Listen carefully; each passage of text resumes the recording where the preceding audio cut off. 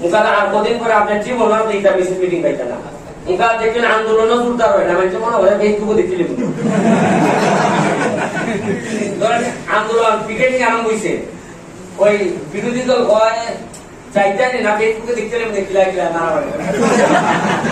এদিকে মুখা আন্দোলন হয় না আর মনে হয় যে এটা তো দেখাবো আপনার এখন একটা সিস্টেম শুরু হয়েছে কি পরিমাণ হাক পাইছে আমি বিরোধী দলের দুই তিন চিনি দেখি হরতালের মধ্যে পিকেটিং করতাম যে আগে আমরা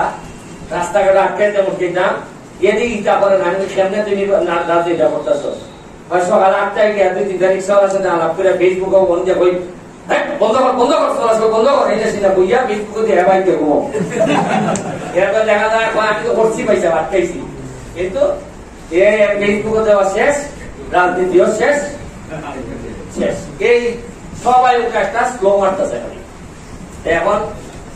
স্যার আপনারা বুঝাইয়া বুঝবা আমরা জানাই দিব আপনারা যে কবে থেকে সপ্তাহে আমরা আপনারা কি থাকুন 2 দিন করলে ভালো হইব না 1 দিন করতাম আমরা আপাতত প্রাইমারি 2 দিন চাইতেছি একেবারে নিজের মন থেকে যদি মনে করেন যে না কিছু ইংলিশ শিখতা এবং শিখাইতা এবং আপনারা যদি বিদেশ যাইতে চান আল্লাহ তো জানেন আমরা তো জানি না কোন সময় কিতা কোনানো যাওয়ার লাগে কিতা করণ লাগে এবং আমার একটা ইচ্ছে হইল আমার এলাকার থেকে যদি কোনো কেউ বিদেশ যায় আপনারা ছাত্ররা মিনিমাম যেন হইতে পারে কোন বিমানে যাইতো 2-4 কথা ইংলিশ জানলে তো ইন্ডিয়ার সাথে ফাইট করুন যায় আর আমরা একই লোক যায় ইন্ডিয়ান লাগিয়া ভাই বেতন যদি $5,000 আমরা লোক যা $600 আর ইন্ডিয়ার যে কষ্ট আমরা আরো বেশি করে সেটা থেকে আমরা $500-600 তার কথা হতে পারে এটার থেকে আমরা বাড়ি যাইতাম আমরা মুক্তি পাইতাম আজকে থেকে আরো খুশি বা আজকে অলরেডি 2টা ট্রাক্টর মাঠে নেমে গেছি এটাও বাংলাদেশের প্রথম আগে একটা এলজিডি রাস্তা ঠিক করে এখন আমরা ট্রাক্টর নিজে ট্রাক্টর দিয়া মাল দিয়া গর্ত ভরাতে লেগে আমরা মাঠে ছেড়ে দিচ্ছি কারণ খাসি যদি ঠিক মতো চিকিৎসা না হয় আবার নিয়ে জায়গা আর রাস্তা যদি গর্ত ছোট গর্ত যদি আপনার 15 দিন মানে এখন এর করে অত বড় করতে জায়গা আমরা এই ধরনের নতুন নতুন জিনিস আনতেছি আপনারা কাছে দোয়া রইল স্যার বা কিনা কইবা কেমনে কিনা প্রসেস হইব আর আরেকটা জিনিস করতেছি আমাদের ম্যাডাম এখানে একটা দায়িত্ব দিয়েছেন আমাদের যেটা কিন্ডারগার্টেন আছে আমাদের বাসার সামনে এটা আমার বাবা মার নামে সাদা দিয়ে আমি এখন প্ল্যান করছি যে এই বছরের পর থেকে আমি 30 জন করে প্রতি সেশনে ছাত্র নিব বা ছাত্রছাত্রী নিব